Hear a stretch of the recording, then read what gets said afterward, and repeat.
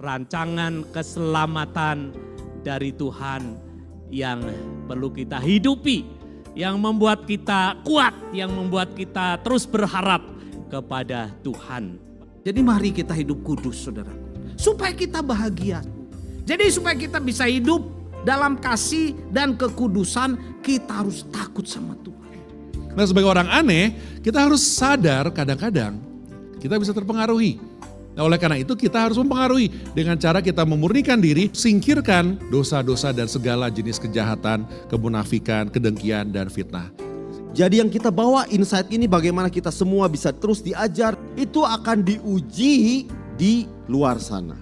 Nah, dunia butuh kebenaran dan kasih yang sejati. Kita adalah orang aneh tapi dibutuhkan. Bagaimana kesalehan rohani akan berdampak membawa orang-orang kepada Tuhan.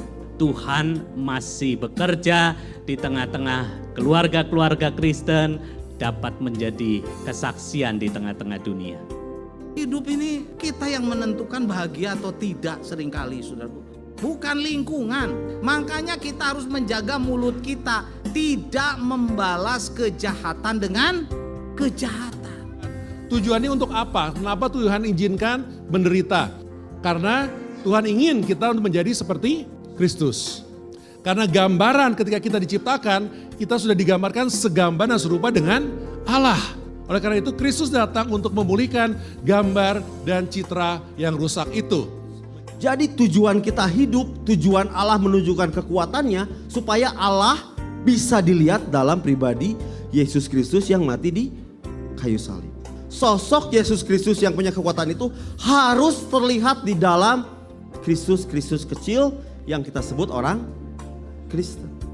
Sekalipun melewati penderitaan, kita makin diuji, makin memuliakan Tuhan, makin berkemenangan dan menyaksikan kemenangan dari Tuhan.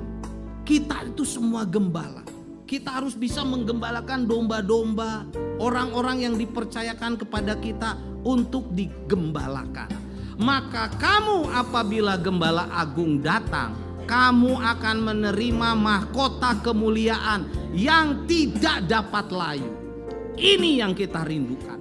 Dunia mengatakan Anda tidak dapat dipercaya, tetapi Anda tahu ketika Anda bersama dengan Yesus dan ketika Anda menjadi bagian dari keluarga Allah, Anda adalah orang yang dapat dipercayai. Karena Dia mau melihat kita semua teguh berdiri di dalam Tuhan.